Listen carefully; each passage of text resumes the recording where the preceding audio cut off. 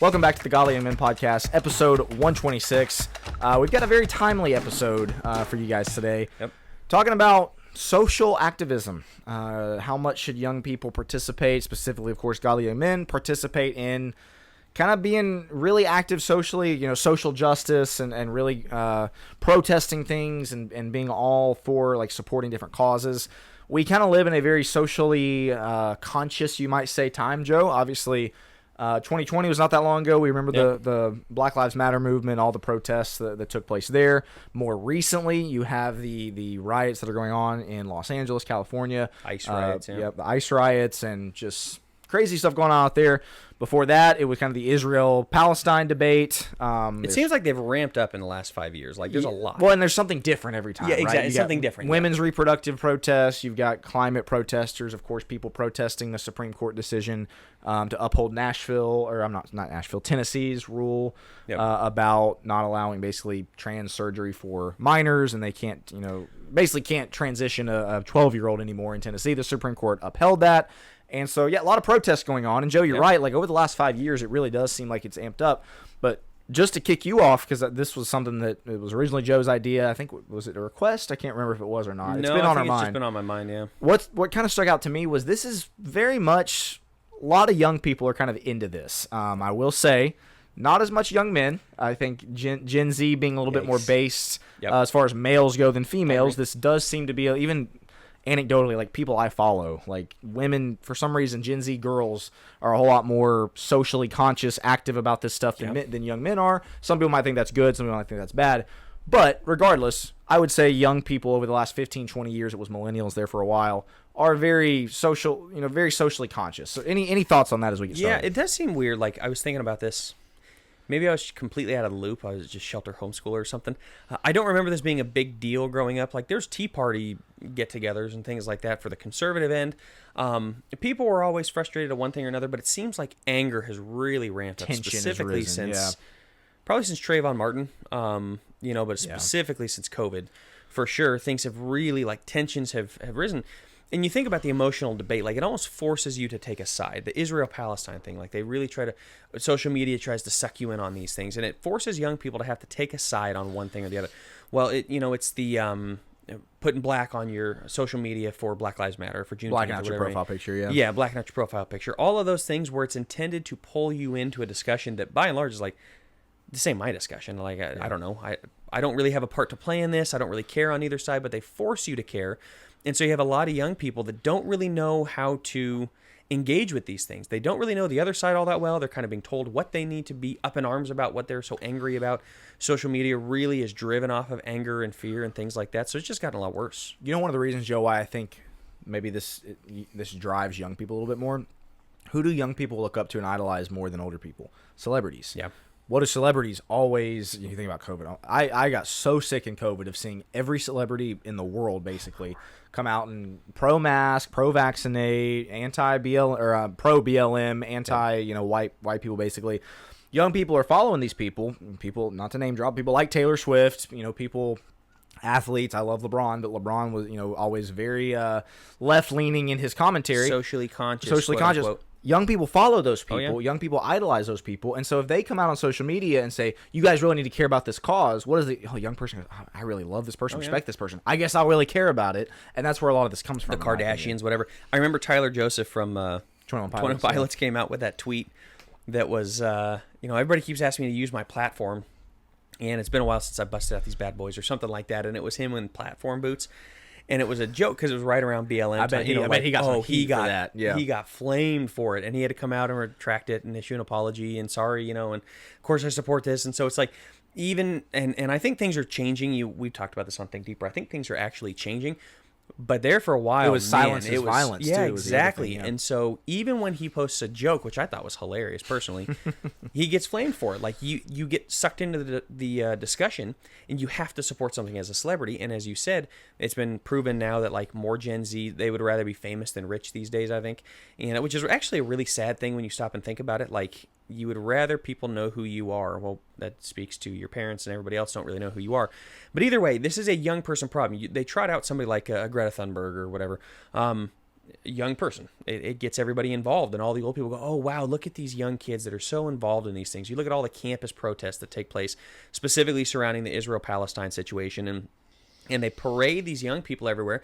And the sad thing is the young people don't realize, like Greta Thunberg, they don't realize they're being exploited by the older, you know, the George Soroses of the world and things like that. They're being exploited as pawns to push these causes, and they're blindly following it. And so, Will, I have a question. We're going to get to some 7 different points that we think is important. But before we get to that point, I had a question that I don't have any notes on this. I'm genuinely curious your thoughts on it. Like, why do you think not only they get sucked in, that's a social media thing, why do you think it appeals to so many young people to get involved in something like this? How do you go to a campus and everybody on campus seems to be getting involved in these things? Like, why do you think it appeals so much? That's a really good question. From a social activist standpoint. I've got several answers. The celebrity one was one answer that I had. Okay. I apologize. I should have looked ahead and seen you're that good. was a question. That's I a big part answer. of it, yeah. I do think the idolization of celebrities plays into that.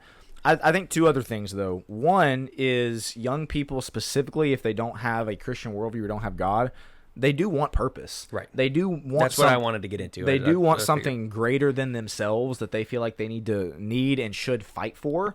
And so again, if you're not a Christian, you don't have a Christian worldview, you look around and what is there to fight for? It's stuff like this. It's climate change. That was the big one there for a while. It's protecting the environment, save the turtles, and all this stuff. And then anti-oil or whatever. Yeah, and then maybe it's LGBTQ stuff for some like. I guess seeing an issue, a concept that's greater than themselves gives them purpose that they want to fight for that. So that would be one answer. I'm curious. I'll save my other answer. What thoughts? That was exactly where I wanted to go with this. Is I think people are looking for something to believe in, and they're looking for something to get behind. And the amazing thing is, God's like, yeah, I know you would. It's called the church. God already built this in for us to get behind. It's called doing good for people. Yeah, exactly. To get behind a cause that matters, to get involved in something that's bigger than yourself, to have purpose that drives you to something more. That's the church. That's what we're supposed to be involved in, but in a godless society that pushes the church aside, there's that. But what's number 2 for you? It's interesting. Well, so I'm gonna do 2 things. I'm gonna steal man. Like I'm gonna give young people some credit in one instance, and then also kind of come around and slam them on the other side. So follow me for just a second. The first thing I'll say is I do think it is noble. I think that tendency is noble. Like it's good. I think it's a good thing when young people overall, obviously depending on the activism they're promoting, but I think it's a good thing that young people care about something bigger than themselves and not just content to play video games the rest of their life. Or I don't care about anybody else. I just want to get mine. Like obviously that's not good either. So I want to applaud and kind of speak a little bit to the nobility of that position, that young people do kind of want to support something bigger than themselves. That's the positive side. The negative side, and this is where I will, kind of slam them a little bit, is I do feel like young people, and older people as well, if you want to live basically without any moral restraint, sleep with your girlfriend, look at pornography, just do things you're not supposed to do, you can feel a lot better about yourself if at the same time you're doing that, you're involved in all these social causes, online or whatever. Like you don't feel as bad about yourself, right? Again, if you're sexually promiscuous, if you are, again, just doing things you shouldn't do, but man, you are supporting saving the climate, or you are supporting women's reproductive rights, or BLM or whatever. I don't know. It just makes you feel a little better. You feel a little more self-justified, and so that's the cynic in me, I guess, that thinks kind of subconsciously young people, and older people, can just, to kind of make up and justify their poor personal moral decisions. Let me go get behind this cause to make myself feel better. That is a great point. You look at that Barna study that was done at this point, I think 2015, it's been a while. They need to update it. But the Barna Covenantized study where they proved that young people think not recycling, they rank that as worse than looking at pornography. And so, of course, in a world where going green is everything and not recycling is a sin, basically as close as you can get to a sin in a postmodern world, then the activism to go out and try to save the planet, save the turtles, the people that glue themselves to famous paintings and things like that, just all sorts of stuff, or spray painted, it's horrible stuff. That's exactly it. In a world where sin doesn't really exist, you have to make up your own sin. It's still a religion. That's what people don't get in the postmodern kind of, hey, everything goes. It's still a religion. It's just we're now worshiping celebrities instead of an actual God. And, we are like the rites of passage are bowing down to a certain subset of people, a certain group of people, or whatever it is. It's still religious based. And that's what people don't get around or can't get around. But when you think about this, the activism, the other piece of this is I think there's a legacy piece. I remember watching Fresh Prince of Bel-Air. And they had an episode or two where his aunt, I want to say his aunt comes, and she was like maybe a friend of Uncle Phil and Aunt Viv's, comes over, and she had been big part of like the LA riots or whatever back then, and really pushing, and even in the 60s, for social justice and such. And it was such a, like, man, you were there. You got to, I marched alongside Martin Luther King Jr. And it was a real big thing, and you could tell it was a point of pride for them that they were in it. And I think there's a part of this where these people think they're going to look back on it and be like, I was a big part of that riot. That movement. That movement, that really mattered. And it's like, yeah, but Occupy Wall Street, anybody? Remember that movement where everybody went out? And so maybe I shouldn't say it started with COVID. I remember Occupy being a big deal, and everybody goes out and in their tents, and we're going to stay there until things change. Like, you're going to be there for a while. You're going to be there for a while. But either way, I think the ability to create legacy, like instead of having kids, leaving a mark on history. Correct. Instead of having kids, instead of raising a godly family and making your own mark that way and being a big part of your community, of your church and things like that, we would rather make a mark by going out into the world and doing something like that, where I was at that riot in 2025. I was in LA and I was fighting next to so-and-so who's a big deal in 30 years. Like, and that's something that they're proud of, rather than, hey, I had a wife and kids and got started. Because all these kids are, I say kids, they're my age. They're 25, 30, 35 years old that are out there. A lot of the millennials, some of the Gen Z that are out there, some of the 20-year-olds. And so they have a long life ahead of them, but it's also kind of like, yeah, but you should be starting on your life. It's not a bunch of 15-year-olds. Like, you should be kind of getting ahead of it. And so for us as godly young men, we realize most of our watchers are probably not out there looting stores and rioting and everything else. On the other hand, some of these pieces of advice are going to be pretty basic, pretty understandable. Some of these we hope gives you something to think about. Well, and you got on here, John. I appreciate it. Like, it's not wrong to want to get involved in a cause. Right. It's not. Now I'm gonna go ahead and get us in, Joe, because we're already 12 minutes in and we haven't gotten to any of our points. We're gonna have to some of these go real fast. 1-2 minutes per point here. But I'm glad Joe's got that on there. Like, we're not saying you can't support anything or that it's wrong, or just again, like, don't care. Buddy about duddies, anything. yeah, exactly. Don't care. Like, nothing like that. But point number 1, you cannot support a cause that is antithetical to the Christian worldview. Right. You just can't. And there's a lot that are. Unfortunately, I would say it's most of them. So what we got on here, like, if you just really want to get behind the trans movement, sorry, that's, or any part of the LGBTQ movement, right, you can't support that. Women's reproductive rights, which is code for I want to be able to kill my child in the womb. That women's reproductive rights sounds a whole lot better, right? It sounds I want to kill my child in the womb. You can't support that. BLM, I'm sorry, that's not popular at all. Black Lives Matter, that movement itself is antithetical to the Christian worldview. You want to hear more about that? Maybe we'll do another episode on it. But yeah, like, you cannot support those other causes. Right. I'm not to, if you want to be on the other side of the immigration debate or climate change, like, I think there's biblical answers to that. But I don't think if you support global warming or something that's necessarily antithetical to the Christian worldview. The ones that I just listed very much are. Yeah, absolutely. I was going to make the Israel-Palestine point. That's going to come with number 3, I think, on our list. But there are some things I think you can, like you said, that can get involved, but so many of these, as you spoke to, the majority of them, I would say, are like, man, just avoid them. Avoid them altogether. You need to know what are the main tenets of this cause. So even something like Black Lives Matter, like, we're saying we're not saying Black Lives don't matter, we're saying all lives matter. Well, you can't say those things. But then you look at the movement. You want to know, do your research on these things. The foundation of the movement. Correct. You want to know the foundation of the movement. Where does the money go? What exactly is this? And so you look it up, and it's Marxist ideology and such. Yep. So those things, you want to be very aware of what you're supporting when you get out there. It cannot be antithetical to Christianity. Number 2, activism and protest isn't wrong, but it must be done in a Christian way. We don't have to spend very much time on this. We already spoke to this. This should be pretty self-explanatory. The rioting, the looting, and the burning stuff down. Burning stuff down, the cussing with the putting signs out there, vulgar signs, and screaming out obscenities and all the stuff. Like, there's so much anger. We as godly young men, obviously, like I said, we don't need to spend time on this one that much, because I don't imagine you're going to be the type that does that. But yeah, we want to be very aware that our Christian witness is on display wherever we go. And so if we're going out there and we're joining in these things, are we saying things? Are we doing things? And the people we're around, it's going to look like we approve of everything. So if you're involved with these riots and you think that, okay, maybe I'm just protesting. We're out there for a regular protest, and then it just goes crazy and people are getting arrested and everything else. Like, if you're down there, you are going to get implicated in something. Well, I didn't do it. Okay, well, you're surrounded by a bunch of people that did. Yeah. Number 2 is, other Christians that potentially see you down there and other people that see you down there. That might be a stumbling block as well. So we just need to be aware of our witness, Christian witness, wherever we may go. I'm going to put you on the spot here. Yeah. You remember the Colin Kaepernick protest? It's so crazy to me. I was working with somebody who just started at Chick-fil-A. He said he was born in 2010.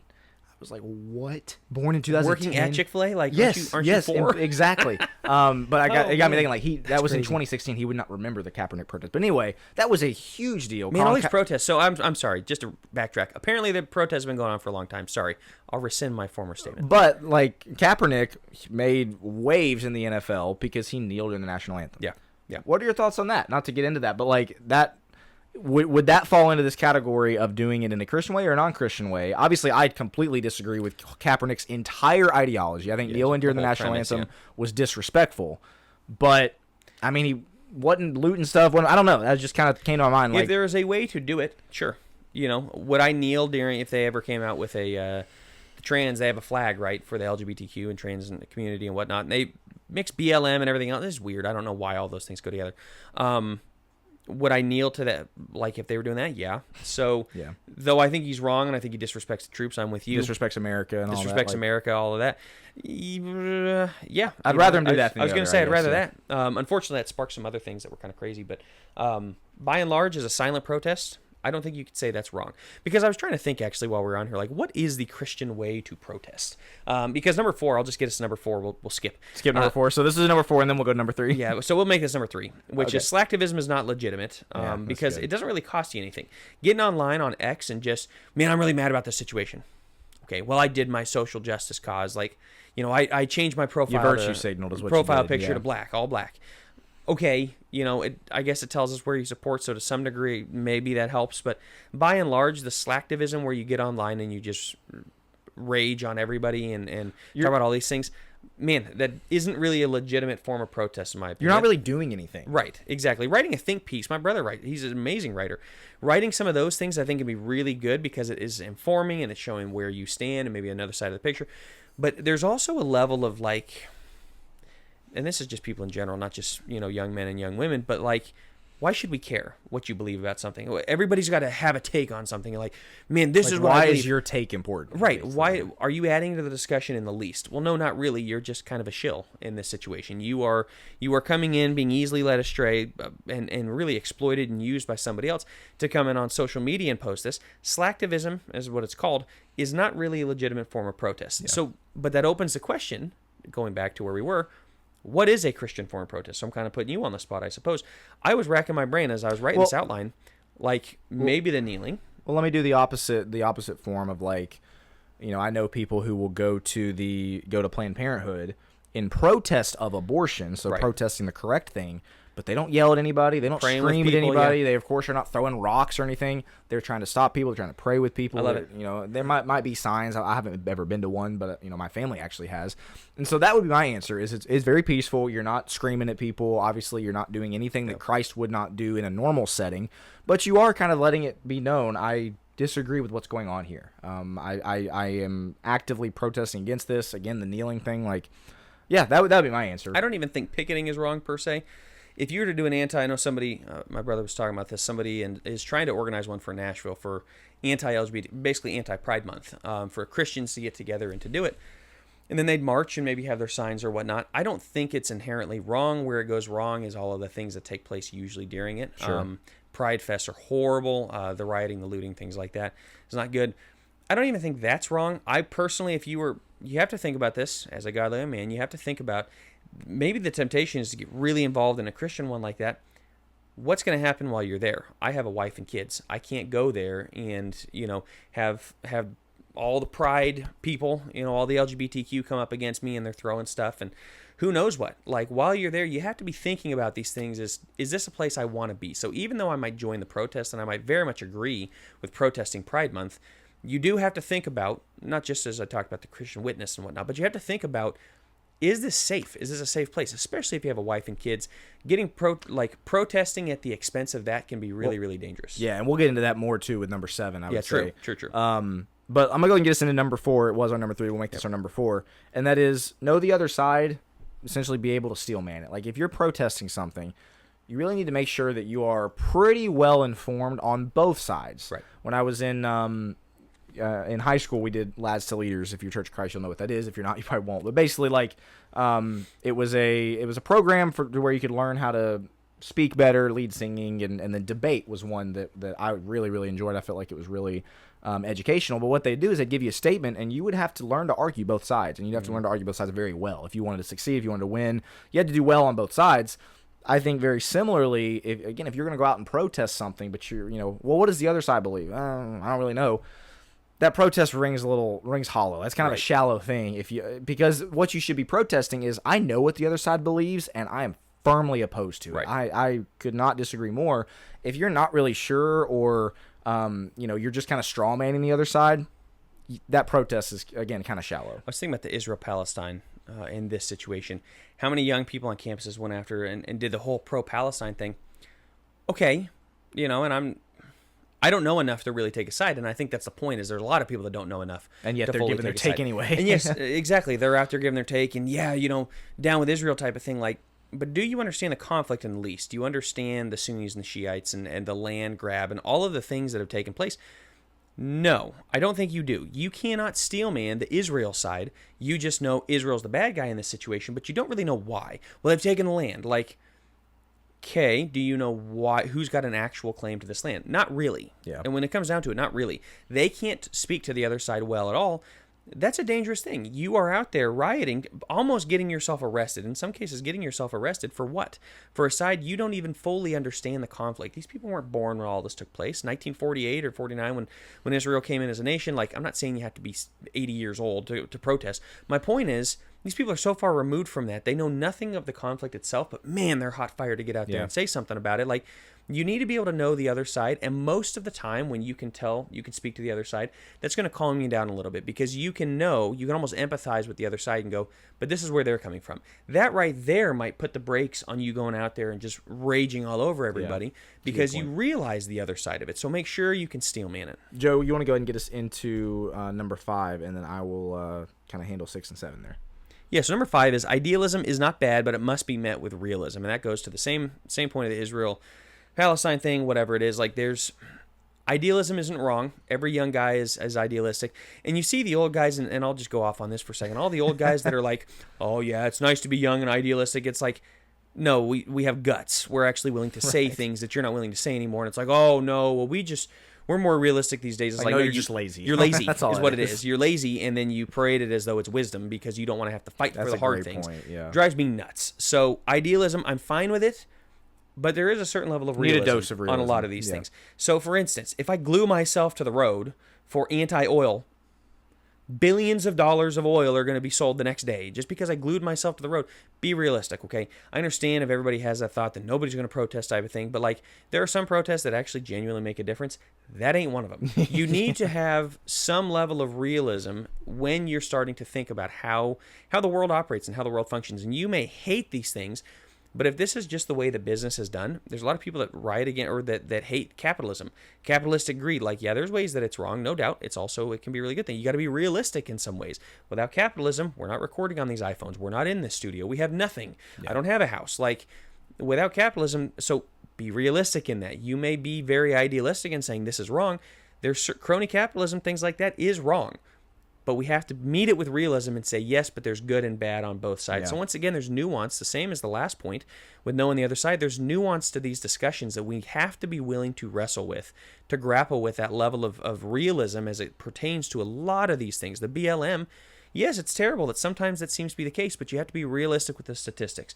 You have to go in and read the black on black crime, the black on white crime, and the white on black crime, and be willing to actually engage with the real life statistics. And not just what you read on social media. Correct. Not just the ones Al Sharpton got out there and Jesse Jackson got out there to tell you to care about. Like, you actually need to be able to read the statistics and say, okay, what is what here? Are we going to get up in arms, just as much up in arms about this as we are about all the Chicago black on black crime? That's a tragedy. That's terrible. That's something that needs to be dealt with and needs to be fixed. And we want people to be helped in that area, but that's not a talking point online, and so people aren't going to talk about it. You have to be willing to see the realistic side of things before you engage. That's great. I don't have anything to add to that. I'm going to get to number 6. Don't use social activism to replace spiritual activism. Yeah, great point. This should be really basic, but I see it a good bit. Young people grow up in the church, and their level of passion for the church and for spiritual things, not really there. Right. But, man, you get a social cause in front of them, and, man, they are just so passionate all about it. Again, saving the turtles or women, whatever it is. We've used all the examples. Please do not use social activism as your replacement for spiritual activism. Yep. Again, it's not wrong to be socially conscious and to be active in that way, just not at the expense of being a Christian. It's wrong to be more passionate about social causes than you are about Christ. And that's we're not trying to Jesus juke you here and say, oh, you only need to care about evangelizing and door knocking. Like, absolutely not. But again, if you're somebody who man, your passion for making the church better or for serving other people or for studying your Bible, whatever it is, you know, kind of like, yeah, sure, when I have time type of thing. Right. But you get a social cause in front of you and you are just, you know, pedal to the metal, like just all about it. That I'm sorry, that's out of balance, and that's not the way that it should be. And so, yeah, don't use social activism to replace spiritual activism. You have to ask, why do I care? Why do I care about this in the least? Why do you care about the Bible? I don't know. It's, you know, Jesus is the way, the truth, and the life. No one comes to the Father but through him. There's a realistic view toward heaven when you care about these things, but also about how to have the best life on earth. We have eternal life now. It's a quality, not quantity. There's realistic, like, actual tangible ways that this makes a difference in your life right now. So should we care about Scripture? Should we care about biblical things? No doubt. This is the way to have a good and healthy and long-lasting life that is great for everybody around you, great for yourself, great for the environment. We're glorifying God. Like, it's bigger than yourself. It ticks all the boxes. Like, it seriously checks all the boxes as you think about engaging with it. Okay, so let's say you get super excited about, I don't know, again, the Israel-Palestine, the ICE riots right now that are going on. Let's say you get super passionate. You need to step back and ask yourself, okay, why? Mm-hmm. Why am I this? What's driving this? You know, what's driving this? That's going to bring us to number 7, I think. But, you know, there's reasons why you are really passionate about this that you need to wrestle with. You need to understand why this matters so much to you. And if you can't, then should you be supporting it to this level, to this degree? But one other point I'll say on this before I'll let you get us into number 7 is, when it comes to spiritual activism, one thing that drove me nuts is like Roe v. Wade was overturned. And you had a lot of Christians, actually, who were, hey, we need to make sure... We shouldn't celebrate. We need to make sure that we are appearing well to the world. I already talked about the Christian witness. That gets abused to death from people. Yes, it does. You know, so we got to be careful on how we use that one. But, like, because we don't want to offend those who are in the women's rights movement, we have to make sure we soft pedal the truth. We got to make sure we can't celebrate any win. Like, there are a lot of people hurting. Right, exactly. Like, I'm sorry, the people who want to kill their babies are correct. hurting. The people that are really bummed that they can't go out there and have unprotected sex and then kill what results of that, which is a God-given thing. Sorry, bummer for you. Yeah, like, right. No, of course we're going to gloat in that one. And so, to me, like, we got to be careful on this, which is the, you know, as far as it goes with the spiritual activism, some people mix the social activism and spiritual activism, and you start letting this, that's where you start letting it win. The social activism is, whoa. You know, I know there's a spiritual part, and that's great, but we'll kind of push that to the side. We want to make sure that we don't alienate these people. We want to make sure we show up for these really hurting people. Like, why are they hurting? If they're hurting legitimately, like, man, they've made a grave mistake, there's the grace of Christ. We are here to hug you big time. If you're hurting because you can't kill your kid, you're hurting because you can't, you know, a male can't have sex with another male. Or hurting because you can't, you know, chop off the genitals of an 11-year-old anymore. That's exactly like, it. Boy, I'm really hurting for you. No, I'm not. Yeah. I'm not. So this is the other piece of the Christian social or spiritual activist is that's where you'll see the social start to kind of take charge. You got to be careful of that one. But Will, go ahead and get us into number 7. Number 7, as we look to wrap up. Generally speaking, you can do more good at home than you can out there. Yeah. Generally, Joe's got on here to look to support local causes. The point we're trying to get at is, man, it can be so easy to get all wrapped up in what's going on in L.A. or what's going on in Israel-Palestine or getting online and da-da-da-da. Generally, you can do a lot more good for the world the more you invest in the people that are close to you. And you might say, man, well, you just don't care about any social, any social issues or social problems or social justice. And maybe there's an element of that, but I think it's also the idea of like, sorry, I would rather you as a godly young man, if you had to choose one, invest in your family, invest your time in your kids, invest time in your church. If you've got really close friendships, invest in those. People always want to make a difference in the world through these social causes. And again, I'm not trying to look down on that. There can be a lot of good that's done. But generally, you can do a lot more good closer to home than you can out there, if that makes sense. Is it the Gandhi? Somebody, everybody wants to change the world, but nobody wants to change themselves, basically. Yeah. I was mixing with a My Chemical Romance quote, everybody wants to change the world, no one wants to die, I think is in one of their songs. But Jordan Peterson got famous. He got famous for a lot of reasons. But one of the biggest quotes that he had was, clean your room first before you go to try to change the world. Like, you need to work on your own room, work on your own space, it's the people that want to go out there and...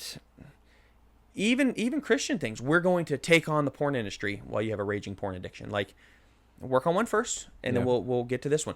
It doesn't mean that, like, because the statement might be made, well, then nothing is ever going to get done around the world. Because if everybody's waiting to just be perfect personally, then they're never going to. That's not the point we're trying to make. You don't need to be perfect, but you do need to be thinking way more. You need to have your family solved. It's the same concept as a preacher who goes out and tries to save the entire world around him while his family's falling away. He loses his kids. No. You start small. You start hyper local, which is yourself.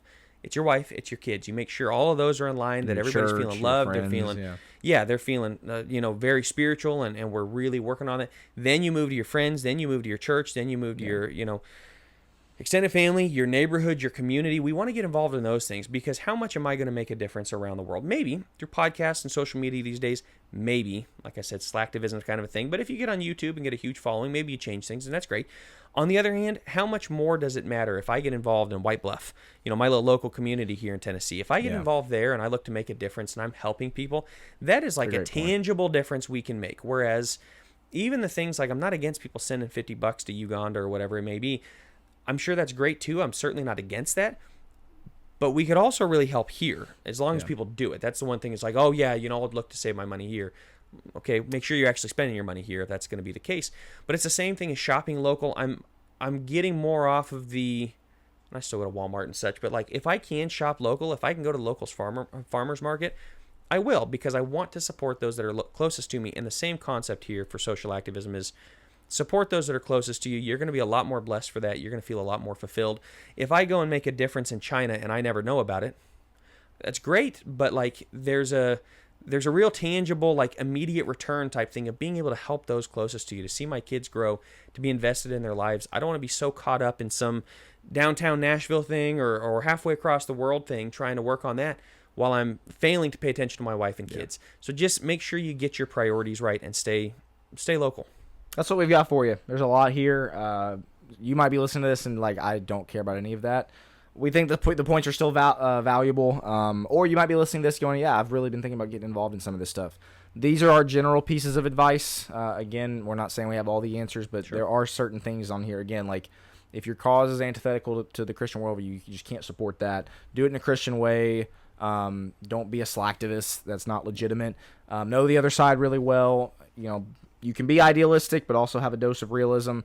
Don't replace social activism with spiritual activism, and then generally you're going to be able to do more good at home than you are out there in the world. Those are our thoughts. If you've got something to add, let us know in the Discord, of course. We'd love to hear your thoughts on this. I do think it's interesting how much of a young person thing this kind of is. I'm curious to see what everybody thinks about this. But any other thoughts before we wrap up? No. This has been episode 126 of the Godly Young Men podcast. Thank you so much for watching and listening. We'll be back next week.